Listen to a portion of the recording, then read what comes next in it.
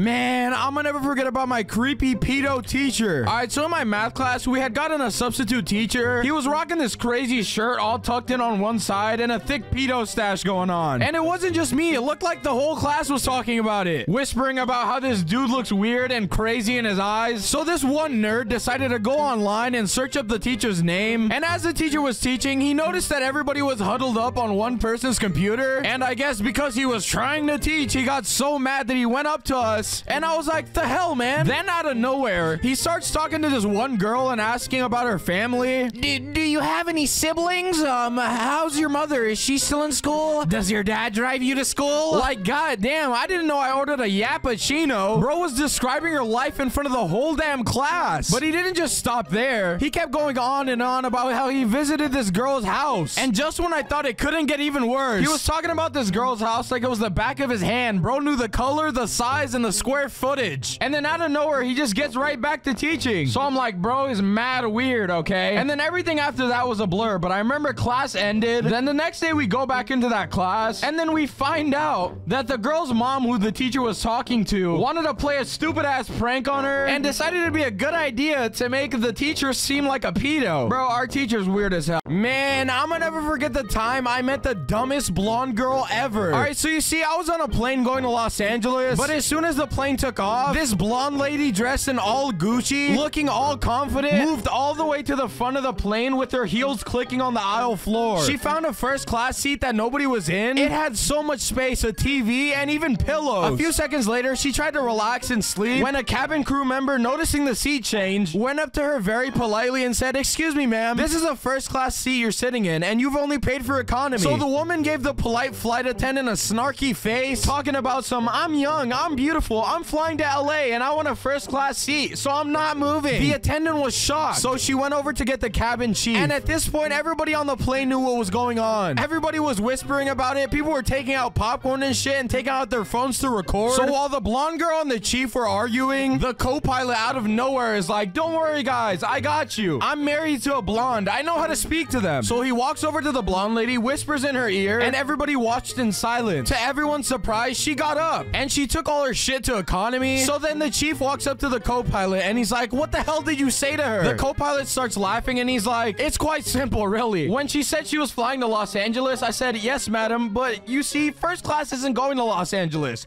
Only economy is.'" Man, I'm gonna never forget how I became a millionaire. So I'm walking back home from getting absolute crazy sloppy top from my uncle, and I see this restaurant with this super small sign hung up on the door, and the sign says, "If you order something and we don't have it, we'll give you $1 million."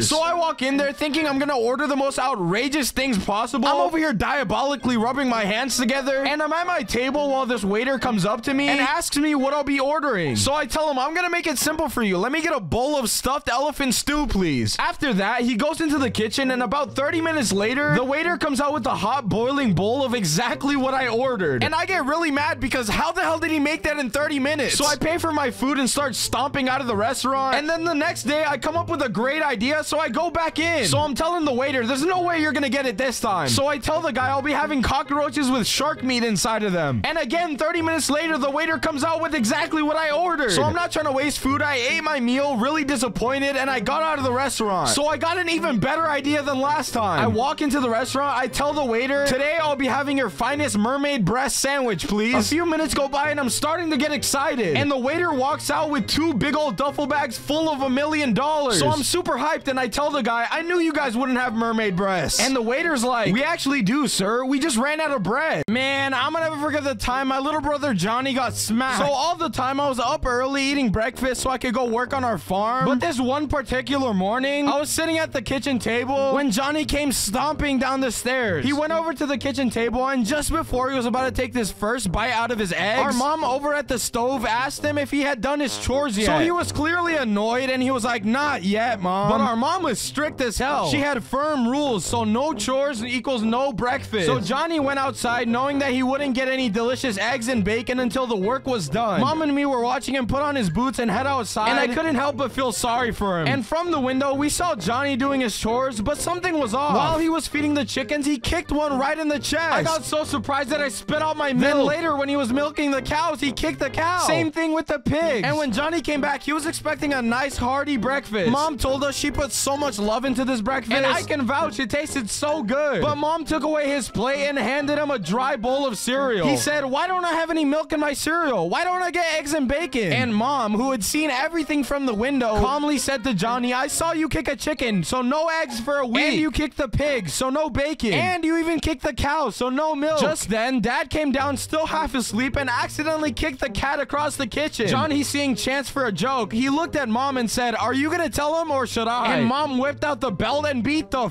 man, I'm gonna never forget the time I beat the strongest guy in a bar. All right, so this bar had this really strong bartender. Bro was so buff that he looked like he could arm wrestle a bear. So the bar thought this guy was so strong, so they had this standing bet of $1,000 to anyone who could squeeze more juice out of a lemon than the bartender. It was actually insane. So many people tried to bet. I mean, really big tough guys like weightlifters, lumberjacks, and soldiers, but they all failed. This bartender guy had like magic or something. Then there was me, this scrawny guy that nobody took seriously. So I walked into the bar all confident, and even when I took the bet, everybody at the bar started laughing at me. Even the bartender was trying to hide his smile. So he handed me this lemon with all the juice sucked out of it, and while everybody was laughing, I took the lemon and I wrapped my hand around it, and to everyone's surprise, even a little bit mine, 6 drops fell out of the lemon. One by one, as the drops fell, the silence was getting louder. Right as the final drop landed in the glass, everybody started cheering for me. So the bartender got really mad, but he gave me the $1,000. And right after that, he asked me, bro, what do you do for a living? Are you a lumberjack, a weightlifter, or what? I couldn't help but smile and say, bro, I just beat my man, I'm gonna never forget the time I tricked the police. All right, so I was driving down the road, really pushing the limits of my speed of the car. And I mean, the road ahead of me was pretty empty. I didn't see no cars for miles. Every single press of the accelerator made the car roar so damn loud. I was so excited. I was just getting bent over and filled with joy, when all of a sudden I noticed a cop in my rear view mirror. Bro, when I tell you my heart sank as I realized I was about to be pulled over. After I got pulled over, the cop came over to my window with his face really stern, talking about do you know how fast you were going, sir? So I had to think quickly, and I was like, yes, I do know, sir. I was trying to sound not nervous, but I just did anyway. So I told him I was trying to escape a robbery that I got involved in. And the cop looked at me all weird, saying, were you the one being robbed? So I was like, no, I was the one committing the robbery. I was going all in with this story, bro. I was hoping it would distract him from the speeding. So he says, you're telling me you were speeding and committed a robbery? So I was like, yes, bro, I have all the money in the back of my trunk. So the cop told me he was gonna search my car. So I was like, don't do that, bro. You might find my gun. So for some reason, the cop called for backup. The area was swarming with police cars and even a helicopter. And I was handcuffed and I was put in the back of a police car. So after that, another cop went up to me. So he said, this officer over here told us that you were committing a robbery and had money in the back of your car and you had a weapon on you. However, we found none of these things in the car. So I was like, yeah, bro, I bet he even lied about me speeding. So the officer paused and I was just smiling as he uncuffed me, bro. I didn't face any consequences and I got away with speeding. Man, I'm gonna never forget the time I embarrassed this millionaire rich kid at school. You see, this kid, let's call him Richie, was always really snarky and mean to everyone for no reason. He strutted and walked around the school like he damn owned the place, flexing with his expensive clothes, flashy watches, and shiny chains. And he always seemed to think that money made him better than everyone else. But the thing that nobody else found weird, but I did, was that the kid always got straight A's. Not one time did he get a B, B+, A-, straight A's, bro. And it didn't even make sense. I don't know if he even paid attention in class. And on top of that, I never saw him use a pencil once. He was too busy showing off the stuff that daddy's money bought him. Then one day, I walked into class super early because I couldn't find my friends outside, and the teacher was organizing some papers for Richie. And I leaned in and overheard their conversation. Richie was making a deal with the teacher to increase her pay for giving those straight A's to him. I couldn't fucking believe this dude. His grade was just another one of his purchases. For weeks, I tried to keep this information to myself. But one day, when Richie started poking fun at me in front of the entire class, I had enough. That was my final straw. That was my 13th reason. He was mocking me for having a secondhand jacket that I got from the thrift store, in contrast to his designer that he was wearing. So something inside of me snapped. I said in frustration, at least I don't pay for my damn grades. The room went silent. But Richie didn't just stand there. No. He couldn't let this slide. I mean, I wouldn't either. Out of nowhere, he fucking whips out nunchucks and starts throwing haymakers at me. So yeah, shout out to school. Man, I'm gonna never forget my first time in prison. It was definitely an eye-opener because I was mixed with anxiety and curiosity around this new world. My cellmate looked like he'd been here for his whole life. A few seconds later, he moves closer to the cell bars and looks out over everyone else. But someone from a really close cell near us started shouting, "Number 13!" And to my surprise, the entire cell block started bursting into laughter. It was so loud you could hear the cell bars start shaking. I was so confused, like, why the hell was the number 13 so funny? But not long after, another inmate from another cell started shouting out 33. And just like before, to my surprise, everybody in the block started laughing like crazy. But it was even louder now. I was even more fucking confused than I was at the start. I turned to my cellmate and was like, what the hell's going on? Why is everybody laughing at just numbers? So he tells me, bro, we've been here so long, we've told the same jokes, and eventually we just started putting numbers to them. That way, instead of telling the entire joke, we'd just say numbers and everybody would start laughing. So after a few more numbers, you know, I was feeling left out. I was super nervous, but eventually I took a deep breath and said, number 72. And to my surprise, everybody on the block started bursting out with laughter. My cellmate was on the floor rolling down with tears streaming down his face. So I started asking him, bro, what did I even say? I don't know what number 72 is. But between his laughs, he had to catch his breath and he managed to say, bro, we've never heard that one before. The laughter continued for a while. Some inmates even stood up clapping. And I was like, bro, I must be so respected. And then a few seconds later, the biggest, buffest guy in there that is 6'3" and has a life prison sentence for killing his entire family yells out of nowhere, hey, what did you say about my mom? Man, I'm gonna never forget the time I got scammed. All right, so at this point, I had stayed up for like 3 days straight. I was insanely tired. And I was going through my emails one time to sign into my account to get like a verification code or something. And for some reason, I see this really bright email. And it says it's from a Nigerian prince. So I open it. It's super bright and colorful. This thing damn near fully wakes me up. And it says if I sent the Nigerian prince $500, he'd send me 2,000 back. So I was like, bro, no way I'm doing that. That's obviously a scam. I've fallen for something like this before, but I would never think to do it again. So I went on with my day until I found a mail in my mailbox that had the Nigerian prince's name on it. It turns out somehow he found my address and sent me mail. So I was like, no way this is a scam, bro. It has to be serious. So I opened the envelope and find that there's a check with my name on it. And all I had to do was sign it off for the Nigerian prince. Dude had everything figured out. All I had to do was go to the post office and send it off. So I'm over here trying to find a pen to sign this check with, and I go into my brother's room, and for some reason he had royal paper, tons of pens and ink. So I start reading what's on the paper that's on his desk, and it turns out all this time my 10-year-old little brother was the Nigerian prince. So I waited for him to get to school, and I just started throwing haymakers, bro, beating the absolute shit out. Man, I'm gonna never forget my crazy babysitter. All right, so my babysitter that lived across the street would always come over when my parents had to go out for dinner dates or something, or just on random special occasions. The babysitter across the street would come over and babysit me and my little brother. And this time didn't seem any different. We're going about our day, you know, she's chilling on her phone while me and my little brother are playing Minecraft with each other. We're trying to beat the game, and all of a sudden she asked us if we were hungry. So we said, yeah, all that gaming made us hella hungry. Cook us some damn food. So our babysitter decides to make us French toast because it's still breakfast. It's a simple enough dish that I think even a blind person could do. But as soon as I step into the kitchen, I see an Eiffel Tower of ingredients. There's whipped cream on one side, bread on the other side, and peanut butter on this side. My babysitter is out of control. But eventually she starts cooking the French toast. She puts it on the pan, and bless her heart, because she thinks that turning up the heat will speed up the cooking process. And all of a sudden, she cranks up the stove to 10, and before you know it, there's no French toast. It turns to dust, and the pan starts going up in flames. The smoke alarm starts wailing, and my babysitter starts running around like a headless chicken. Meanwhile, my little brother, who's supposed to be playing video games, decides to break the glass of the fire extinguisher and grab it and try to take out the flames. But it turns out the fire extinguisher was expired for some reason. Not only did our parents leave us with this horrible babysitter, they left us with no fire extinguisher. So 5 seconds later, the flame gets even bigger, and it engulfs the entire kitchen, and our whole house explodes. Man, I'm gonna never forget the time I threw stink bombs at school. All right, so do you guys remember how popular fart spray was for YouTube videos? Like, everyone wanted to get their hands on fart spray for some reason. There was videos left and right coming out about it, and I forgot that one of my friend's dad owned a prank shop, and he had recently got a shipping of tons of fart spray. So what me and my friend Jack decided to do was turn these fart sprays into stink bombs. And after searching up tutorials for about an hour, we found out how to do it. We went to school like it was a James Bond movie, and we waited till math class. This was a class that me and Jack absolutely hated. So we opened the stink bombs and threw them behind the class. And nobody noticed it until it starts smelling like absolute crap. So lunch rolls around and it's still smelling like crap throughout the entire school. I guess we might have put it next to a vent or something. And the janitors couldn't even find out where it was coming from. But here's where it gets crazy. It started smelling so bad that the principal had to call an emergency assembly. So every class went to the gym and you could just see the disgust on everyone's faces. The principal tried to maintain order, but it was chaos. People were covering their noses, even gagging and starting to run around. Jack and I were sat in the back of the assembly knowing that we couldn't contain our laughter. It was literally the perfect prank. Eventually, the school decided to evacuate everybody, just in case it was dangerous. So me and Jack were watching as everybody left, still completely laughing our asses off. So we go back home, you know, chilling, thinking we're in the clear. But oh boy, were we wrong. It's like what they say in Spider-Man, as with all great pranks comes consequences. The next day, the principal announced that they were gonna find whoever threw the stink bombs. They were checking security cameras. They were checking people's bags. Jack and I were sweating bullets, bro. So an entire week goes by of us not getting caught. So we decide, screw it, bro. We're gonna be paranoid the rest of our lives. So we decide to be nice and humble about the situation. We go over to the principal's office, super disappointed, and we tell the principal that it was the janitor this whole time. We even photoshopped pictures of the janitor with stink bombs, and he got fired, so fuck that janitor. Man, I'ma never forget the time I got arrested. All right, a few days ago, I got invited to this party with iShowSpeed, and he lives all the way in Ohio, so I got stuck in traffic for a bit, and I really had to take a crap. I mean, it was practically falling out at this point. So I got out of the car and took a crap in my hat, but I couldn't just leave my hat there because I had my name on it. So I just took my hat because I couldn't risk anybody finding it, and on my way back to the car, I see a policeman, so I got really nervous and covered the hat with my hand. So the police officer got suspicious, and he asked me what was in my hat. So I told the guy it was a really hurt bird, and the police officer kept asking to see the bird. So I was like, bro, I can't show you. If I take my hand away, the bird will just fly away. And we just kept going back and forth for about 5 minutes. So then the police officer got so mad, and he said this was the last time he was gonna ask. He said, take your hand off and I'll reach into the hat really fast so that the bird doesn't fly away. So I'm like, you don't want to do this, bro, but whatever. So I take out my hand, and the cop reaches in and gets a handful of shit. So he starts telling me, where's the bird? What happened? So I told him, you scared the shit out of the bird. And then I got arrested. So moral of the story, don't do this. Man, I'm gonna never forget the time this skibbity toilet kid ruined the entire school. All right, it was a pretty normal day at school, you know? I was walking to lunch getting my school food that would probably walk away if you looked at it weird, when all of a sudden, I have the urge to use the bathroom really bad. So I tell this kid to hold my spot in the lunch line, but as soon as I got to the bathroom, I heard these weird splashing noises in the stall right next to me. But I guess my damn curiosity got the better of me because I peeked over and it was my classmate Ben, the skibbity kid. With one foot jammed in the toilet, the water was overflowing everywhere. And he was like usual singing the skibbity toilet theme song, lost in his own world. And I stood there